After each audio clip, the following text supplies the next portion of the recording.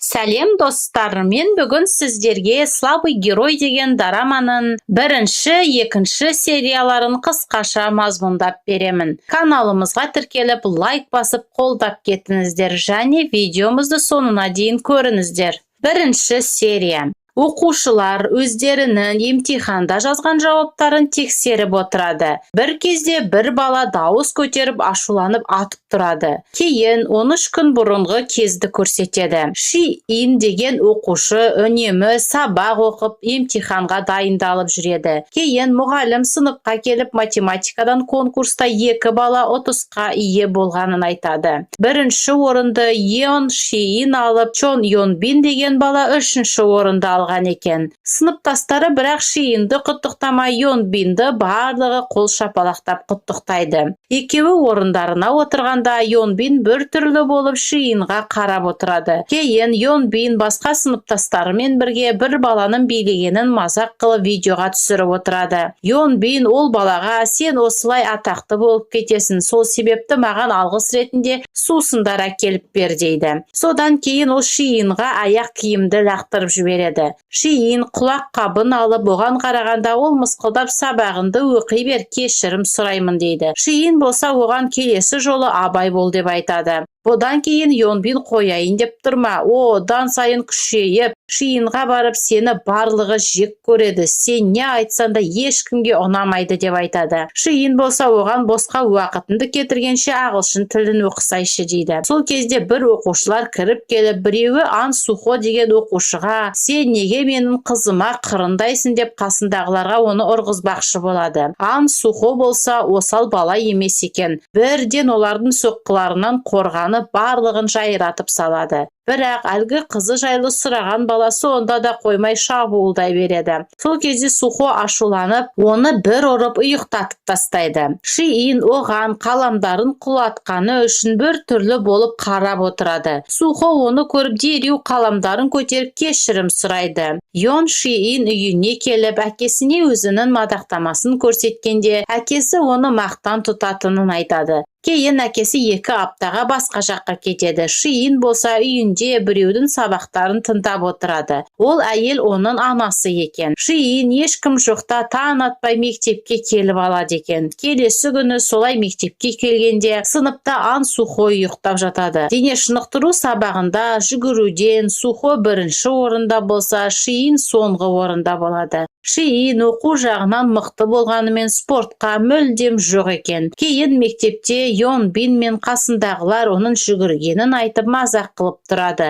Сол кезде Ши-ин келіп Йон Бинға «Мені жайыма қалдыр» дегенде, Йон Биннің бір досы оның мойнынан қысып ала жөнеледі. Сол кезде бір мұғалім келіп қалады. Олар оған жай ойнап жатқандарын айтады. Кешке қарай Ши-ин үйіне келіп отырғанда біреу есікті қағып курьер екенін айтады. Ол курьер Сухо екен. Тапсырысты шатастырып осы үйге алып келіпті. Ол Ши-иннан ішетін су сұрап, суды ішкенен кейін оқуыңды жалғастыра бер, көріскенше дейді де үйден шығып кетеді. Келесі күні оларға Бомсок деген жаңадан оқушы келеді. Түріне қарасан тыныш жүретін жақсы бала секілді. Кешке Йон Бин көңіл көтеретін жерде отырғанда, достары оған Ши-иннің бір түрлі екенін айтып, оған қарсы бір амал жасау керектігін айтады. Кейін оларға бір адам есірткі тәріздес дәріні алып келеді. Йон Бин оған ақшасын төлейді де өзі соның соңынан шығып кетеді. Қалғандары болса есірткіні қабылдап өз әлемдерінде отырады. Йон Бин әлгі адамнан есірткі тәріздес дәріні мойынға жақса не болады деп сұрайды. Ол оған ұйқының келе беретінін, жүректің айнуы мүмкін екендігін айтады. Соған қарағанда Йон Биннің бір ойластырғаны бар секілді. Емтиханға бір күн қалғанда оқушылар сыныпта өздігінен дайындалып отырады. Бір кезде Йон Бин келіп Бомсокқа мұғалім шақырып жатқанын айтып сыртқа шығарып алады. Йон Бин оның бұрынғы мектепте басқа оқушылардың зәбір көргендігін досынан сұрап біліп алыпты. Солай ол оған ары қарай екеуміз бір-бірімізді жақсы түсінетін секілдіміз деп әлгі дәріні береді. Содан сыныпта отырғанда Йон Бин Бомсокқа ымдап Ши-инді көрсетеді.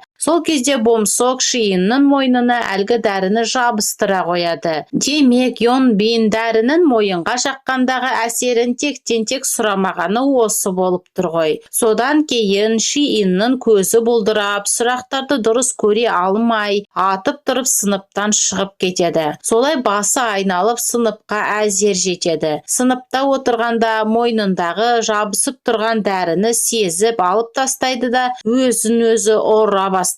Барлығы ан-тан болып қарап қалады. Кейін сұрақтардың жауаптарын тексеріп отырғанда Шиинда бір сұрақтан қате шығып қалады да ол үстелді бір ұрып атып тұрып Йонбиннің басынан кітаппен ұрып, қасындағы досының қолына қаламдың ұшын кіргізіп жібереді. Йонбинді кітаппен қайта ұруын жалғастыра береді. Бұл жері серияның басындағы көрсеткен жағдай секілді. Солай ол Йонбиннің беті қанағанша ұрады. Қарап тұрсын Шиинді жай бала емес екен. Бәрімізді таңғалдырды. Ол Йонбинға мен саған маған тиісуді қой деп айттым ғой деп бетінен бір тебейін деп жатқанда Сухо оны итеріп жібереді де болды жетер тым артық кетпе дейді. Бірақ Шиин сонда да қоймай оған орындықпен ұмтылады. Сол кезде бірінші серия аяқталады. Екінші серия. Шиин Сухоға орындықпен ұмтылғанда Сухо оған болды тоқта деп оны тұмсығынан бір ұрады. Шиин оған мені басқаратын сен емес деп тағы да орындықты алып жатқанда мұғалім келіп қалады. Сухо оған мен жай ғана араша түскім келіп еді, мынау маған орындықпен ұмтылды деп Шиинға мұғалімнен кешірім сұра деп айтады. Сол кезде барлығы Шиинға ан-тан болып қарап тұрады. Кейін ол мұғаліммен бірге Йонбинға ауруханаға келеді.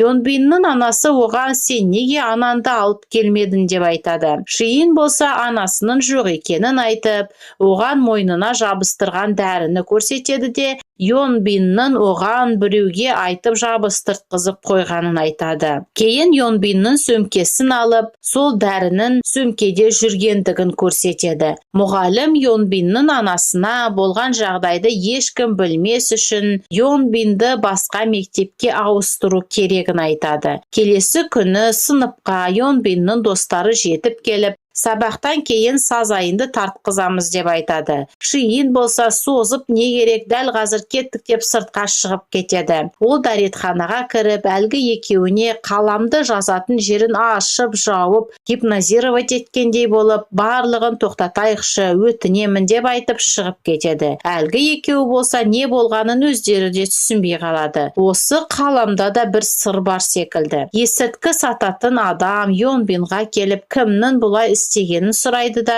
оған көмектесетінін айтады. Ол екеуі туысқан болып келеді екен. Сухо таң атқанша жеткізу қызметінде істеп, кейін мектепке келіп жуынып сыныбына барып ұйықтайды екен. Мектептері күшті екен, кез келген уақытта бара беруге болатын. Кейін Шиин Сухоны оятып, екеуі түскі асқа бірге келеді. Екеуінің ақырындап әңгімелері жарасып жатқан секілді. Шиин мектептен шыққанда Йонбин мен Сокде оны алдынан күтіп алады да Сокде оның бетінен бір ұрады. Бомсок олардың бірге кетіп бара жатқандарын көріп, Ан Сухоға келіп оған көмектесуін сұрайды. Сухо маған жұмысқа бару керек дегенде Бомсок оған 2 есе көп ақша төлейтінін айтып оны көндіреді. Сокде Шиинді бір жерге алып келеді. Сол кезде Шиин қандай әрекет жасау керегін ойланып жоспар құрады да Сокдеға қарсы ұмтылады. Солай жалғыз өзі барлығына қарсы тұрмақшы болады. Негізі барлығын жеңіп жақсы келе жатқан секілді еді. Сокде кенеттен шабуыл жасап қалады.